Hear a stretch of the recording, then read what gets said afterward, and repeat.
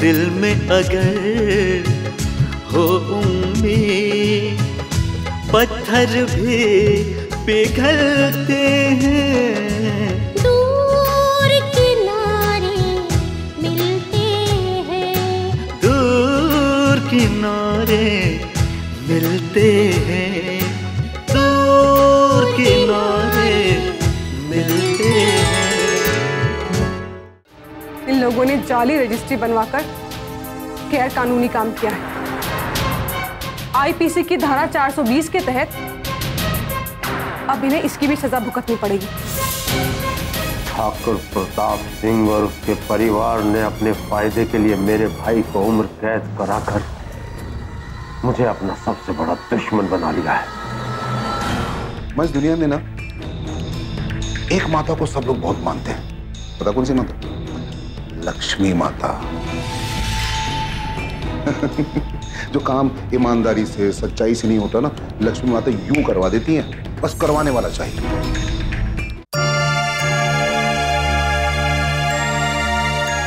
Court की कार्रवाई शुरू की जाए। इस मामले की पिछली तारीख को माननीय अदालत ने रजिस्ट्री ऑफिस को दोनों पक्षों की रजिस्ट्री रिपोर्ट की जांच कराने के लिए कहा था। उम्मीद है रजिस्ट्री रिपोर्ट आपके सामने प्रस्तुत की जाएगी।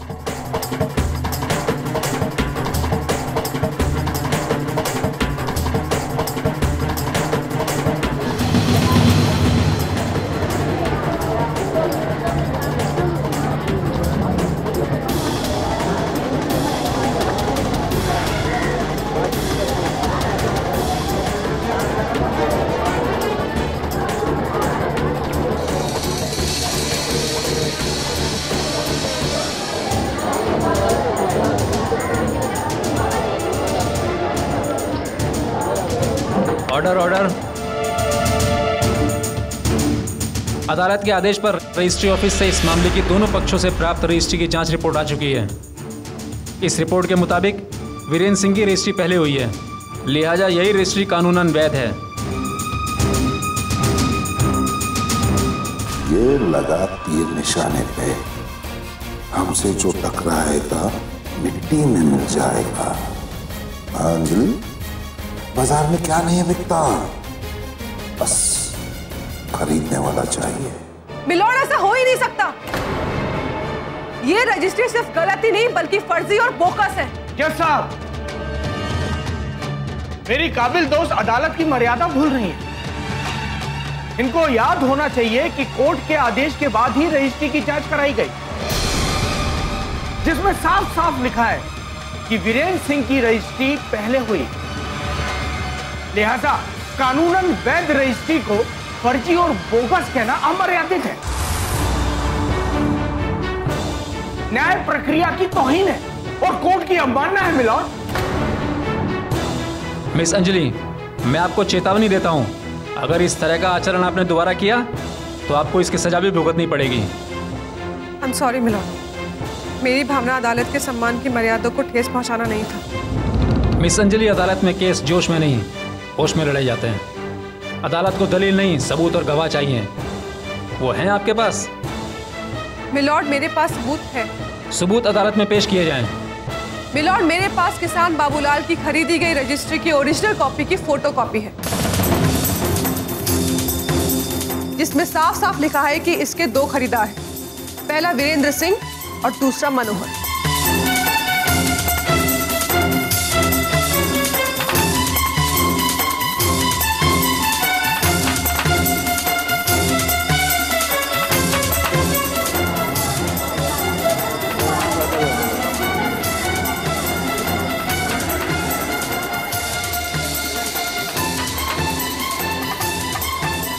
Order order. इस कॉपी के मुताबिक तो जमीन का मालिकाना हक 2 लोगों के पास है। मिलॉर्ड, ये जेरोक्स कॉपी है, इस पर यकीन नहीं किया जा सकता। मिलॉर्ड, मेरी बात का यकीन कीजिए। इस जमीन की हकीकत यही है कि वीरेंद्र और मनोहर का उस पर बराबर का मालिकाना हक है। क्योंकि ओरिजिनल पेपर्स वीरेंद्र के घर पर थे, तो उसके साथ छेड़खानी करके उसे वीरेंद्र के नाम पर कर दिया गया। जो कॉपी मैंने अदालत को सौंपी है, वो मैंने खुद बाबूलाल के घर जाकर ली है। जज साहब, अंजलि जी अदालत को गुमराह करने के लिए हमेशा नई नई कहानियां बुन लेती है। पहले कॉपी और अब ये बाबूलाल का जिक्र कर रही है। मिलॉर्ड, बाबूलाल जी ने मुझे खुद वो कॉपी सौंपी है। सच अदालत के सामने है, बस उसे पहचानना भर बाकी रह गया है। वीरेंद्र के नाम पर जो रजिस्ट्री है, उसमें बाबूलाल के अंगूठे के निशान असली है कि नकली, इसकी जांच होनी चाहिए। जज साहब, इस सब से कुछ हासिल होने वाला नहीं, क्योंकि रजिस्ट्री ऑफिस पहले ही पुष्टि कर चुका है कि वीरेंद्र सिंह जी की रजिस्ट्री सही है। अब अदालत को अपना बेशकीमती वक्त इन बातों में जाया नहीं करना चाहिए। मिलॉर्ड, मेरी आपसे अपील है कि बाबूलाल जी के अंगूठे के निशान की जांच होनी चाहिए। दोनों पक्षों की दलीलों में दम है, लेकिन मिस अंजलि की यह मांग भी जायज़ है कि अंगूठे के निशान की जांच होनी चाहिए। अदालत चाहती है कि अगली तारीख पर अंजलि उस किसान को गवाह के तौर पर पेश करे और उसके अंगूठे के निशान की भी जांच यहीं यानी कोर्ट में की जाएगी। अभी अदालत अगली सुनवाई तक के लिए मुलतवी की जाती है।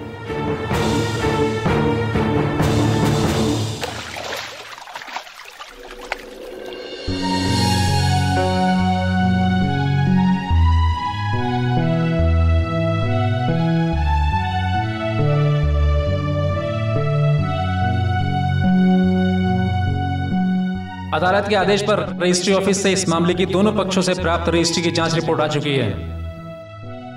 इस रिपोर्ट के मुताबिक वीरेंद्र सिंह की रजिस्ट्री पहले हुई है, लिहाजा यही रजिस्ट्री कानूनन वैध है।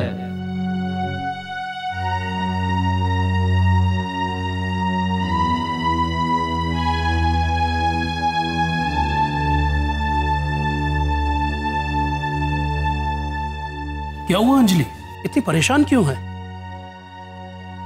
कोर्ट में सब ठीक तो रहा? वही हुआ जिसका अंदेशा था। क्या मतलब? मतलब आपका अंदाजा सही निकला बाबा।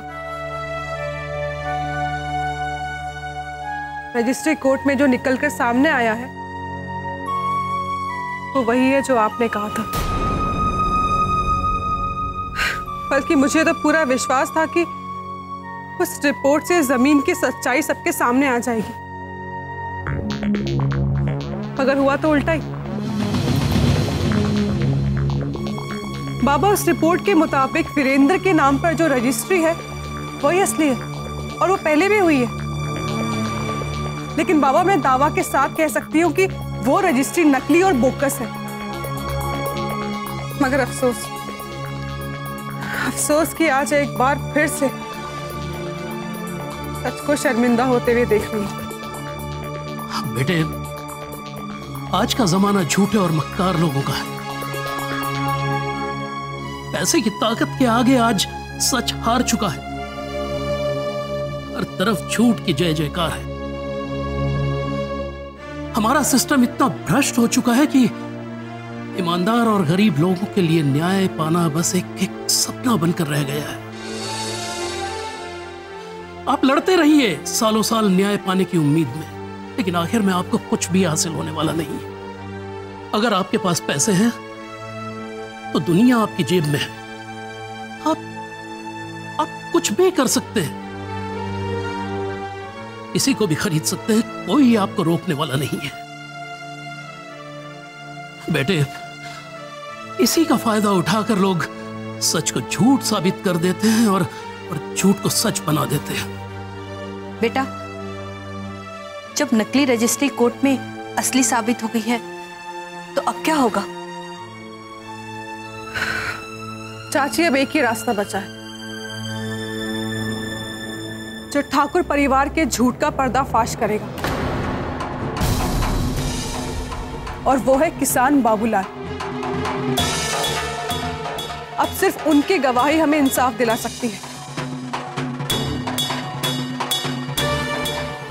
बस मुझे कोर्ट में यह साबित करना होगा कि बाबूलाल ही वो आदमी है, बाबूलाल ही वो किसान है जिससे वीरेंद्र और जीजा जी ने जमीन खरीदी थी। पूरा मामला उनकी गवाही पर टिका हुआ है। बाबूलाल जी की गवाही और उनके अंगूठे के निशान ही हमें इंसाफ दिला सकते हैं।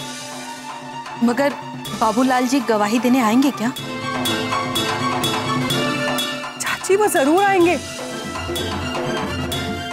वो बहुत ही शरीफ और ईमानदार इंसान है और उन्होंने मुझसे वादा भी किया था कि जब भी कोर्ट में गवाही की जरूरत पड़ेगी तो वो अदालत जरूर आएंगे।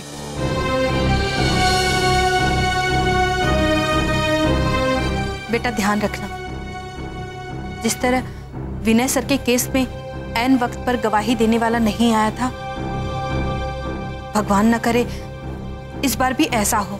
चाची आपकी बात अपनी जगह बिल्कुल सही है। बाबूलाल जी और फोन करने वाले से उनकी कोई तुलना ही नहीं है। अरे वो फोन करने वाला तो आज तक कभी सामने तक नहीं आया। बाबूलाल जी तो एक किसान है जो मेहनत करके अपनी रोजी रोटी कमाते हैं। मैंने उनकी आंखों में सच्चाई देखी है। उस फोन करने वाले से बाबूलाल जी की तुलना करना भी बेईमानी है। वो सब ठीक है अंजलि, माना कि बाबूलाल जी बहुत शरीफ और ईमानदार आदमी, पर जो लोग एक नकली रजिस्ट्री को असली साबित करने पे तुले हुए हैं, क्या वो बाबूलाल जी को कोर्ट तक पहुंचने देंगे? उनका बना बनाया खेल नहीं बिगड़ जाएगा? अरे जिन्होंने उस जमीन के लिए मनोहर तक को नहीं बख्शा, वो बाबूलाल जी के साथ कुछ भी कर सकते हैं।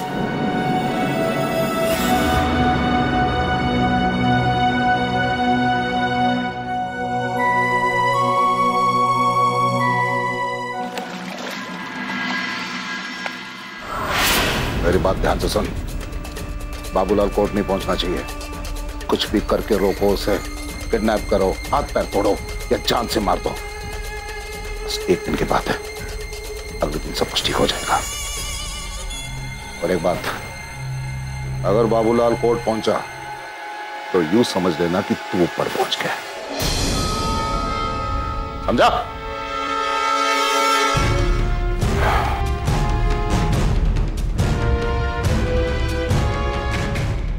मैं तो कुछ हूं ही नहीं, जब देखो तो सब कुछ न कुछ सुनाते थे। मूड क्यों उतरा हुआ है? मूड क्यों ऑफ है तुम्हारा? जरा बताओगी मुझे अभी? अब वो चहेती बहू आ गई है ना, तो बस माँ जी कदम कदम पर नुक्स निकालती रहती है मुझ में। ऐसा क्यों किया, ये क्यों किया? करो तो दिक्कत, ना करो तो दिक्कत। अरे अब क्या हुआ बता मुझे। मेरा मतलब है कि क्या हुआ मेरी जान, बताओ ना क्या हुआ। एक हो तो बताओ ना।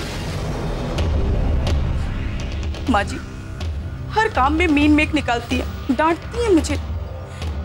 ऐसा लगता है जैसे मैं किसी जंगल से आई हुई हूँ, मुझ में कुछ समझ ही नहीं है।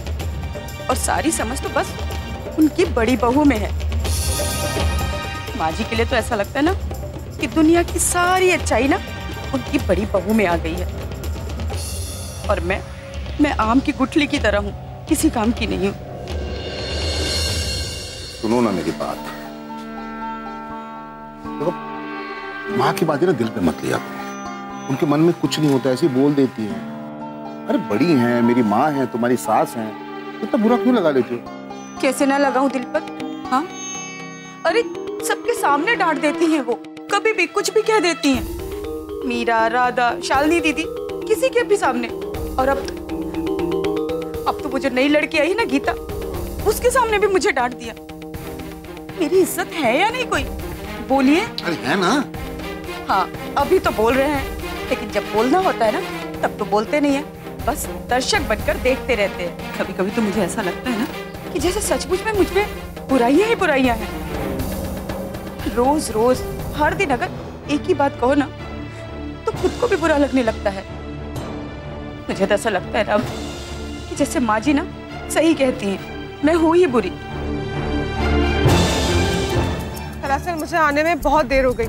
मैं सोच रही थी कि हम साथ चलते, क्योंकि आज आपकी गवाही से ही कोर्ट में दूध का दूध और पानी का पानी होने वाला है, और उसी के बिना पर हम आज का केस जीतेंगे। और इसमें मैं किसी भी तरह की गड़बड़ी नहीं चाहती थी, क्योंकि अगर आप साथ चलेंगे तो ज्यादा अच्छा होगा।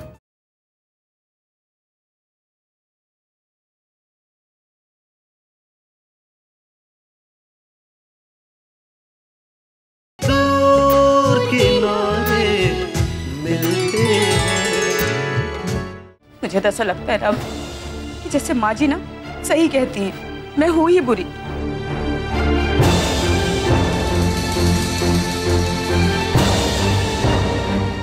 सुनिए ना। बोलो ना। वो जो जमीन है ना, हाँ? उसका केस जीतने के बाद ना आप उस पर एक घर बनवा दीजिएगा, फिर ना हम लोग सब वहीं रहेंगे। तुम्हारा ना यही प्रॉब्लम है। अरे आम उगाने की जगह पे ना बबूल का पेड़ उगा देती हो हमेशा। जमीन पे घर बना लो, ये कर लो, वो कर लो। अरे कुछ बोलने से पहले समझा करो, फिर बोला करो। जबान पे जो आता है बोल देती हो, ऐसा क्यों करती तुम? अरे जबान का सही इस्तेमाल करना तो सीखो। जाइए, मैं ना आपसे बात ही नहीं करूंगी। आपसे तो क्या, घर में किसी से बात नहीं करूंगी। अरे तुम बात ही ऐसी कर रही हो, कभी बोलते घर पे राज करना है, कभी बोलते घर छोड़ के जाना है। अरे करना क्या है मेरी जान, एक बार बता दो। आपके हुक्म के गुलाम है हम, बताइए क्या करना है। आप जैसे बोलेंगे वैसा करेंगे। इस घर पर राज करना है मुझे। राज करना है, इस पे काम करो। हाँ, राज कैसे करना है घर पे, राजनीति कैसे चलानी है घर में, हाँ, घर कैसे बनाना है, ये तो उधर बातें ज्यादा सोचती रहती है। इस पर तो ना मैं कब से काम कर रही हूँ, सारा प्लान भी बना चुकी हूँ और आगे भी बढ़। अरे वाह, बस लगे रहो। देखो क्या होता है ना, सब्र का फल हमेशा मीठा होता है। आज नहीं तो कल सक्सेस मिल जाएगी तुम्हें। वो तो मिलनी है। ऐसे ही कितना शांत है ना सब कुछ, सन्नाटा। देखो दूर दूर तक कोई नजर ही नहीं आ रहा है ना। काम करो ना, जल्दी से मुझे घर लगो। कोई है नहीं, कोई देख भी नहीं रहा। फिर बुढ़े हो गए हो, लेकिन अभी भी ना इश्कबाजी सूझ रही है। बुढ़ा मैं? हाँ आप। अरे बच्चे अभी छोटे हैं, अरे अभी भी हम जवान हैं। चलो, अच्छा लगा सुन के कि आपको बच्चों की याद है। बाप हो आप उनके। याद है ना कि गर्मी की छुट्टियां शुरू हो गई हैं। समझ गया क्या कहना चाहते। छुट्टियां शुरू होने वाली हैं, बच्चों को ले आओ। ठीक है, ले आएंगे। ठीक है, हाँ। खुश हो अभी? देख बगल ले लगो। देखो कोई भी नहीं।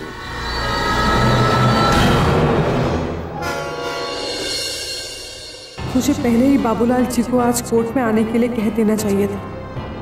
कैसे भी हो, मुझे बाबूलाल जी को लेकर कोर्ट पहुंचना है।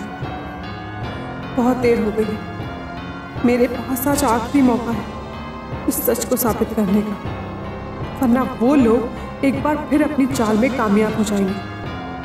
हे भगवान, बाबूलाल जी घर पर ही हो, ये तो मेरी मुश्किल और बढ़ जाएगी।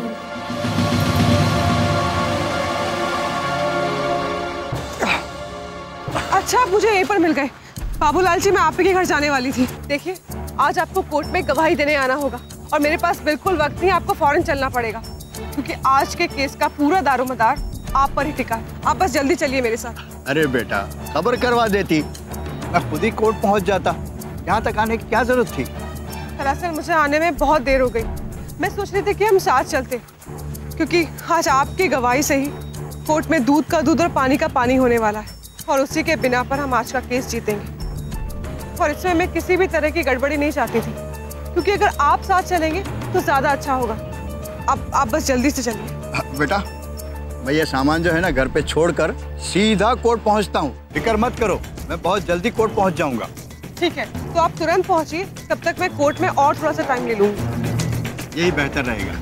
तुम चलो, मैं आता हूँ। ठीक, चलिए। ओ बाबूलाल जी, जितना जल्दी हो सके आइएगा। अरे बेटा चिंता मत करो, मैं सीधा कोर्ट पहुंच जाऊंगा।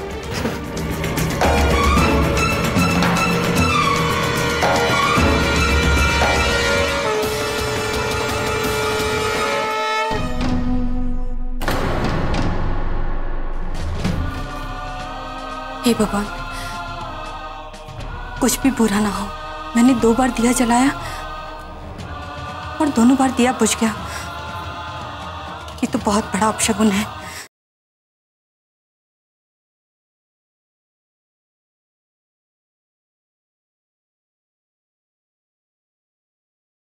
दूर किनारे मिलते हैं।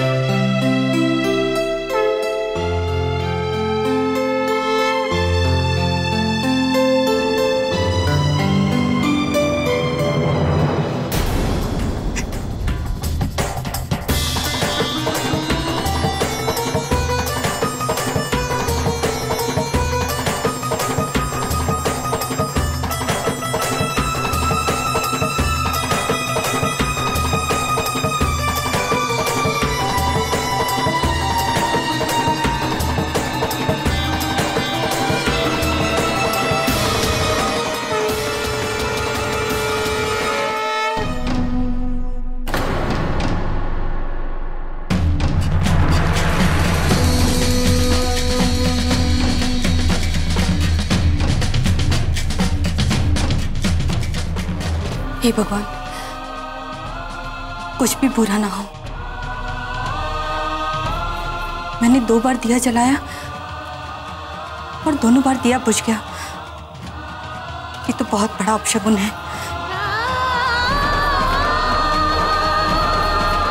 भाई साहब भी घर पर नहीं है और अंजलि, वो भी कोर्ट में अकेली है। हे भगवान, आप उसकी रक्षा कीजिएगा। वो उन लोगों के खिलाफ लड़ रही है जो किसी के भी सगे नहीं है। और अंजलि तो आप ही के बताए हुए रास्ते पर चल रही है। आप ही उसका सहारा हैं। भगवान जी, जैसे आपने देवों की मदद की थी असुरों को मारने में, उसी तरह अंजलि की भी मदद कीजिएगा ठाकुर परिवार के झूठ को बेनकाब करने के लिए। भगवान,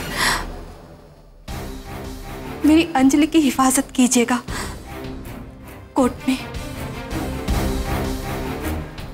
मेरी आपसे यही प्रार्थना है।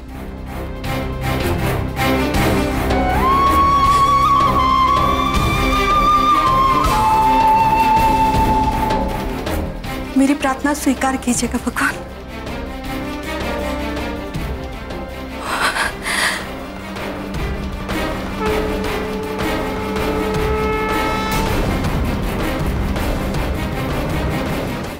आज कोर्ट में गवाही होनी है और अब तक मैं कोर्ट भी नहीं पहुंची।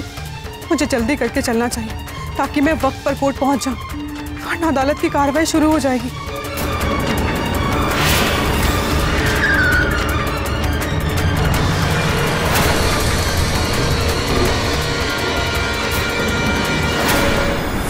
जज साहब, जो होता है वो दिखाई नहीं देता और जो दिखता है वो होता नहीं। अंजलि जी ने अपनी कहानियों से हमें जो जो दिखाने की कोशिश की, उन बातों में दम नहीं था। अगर दम होता तो वो आज कोर्ट में मौजूद होती। जी हाँ, आपने सही सुना, वो आज कोर्ट आई ही नहीं।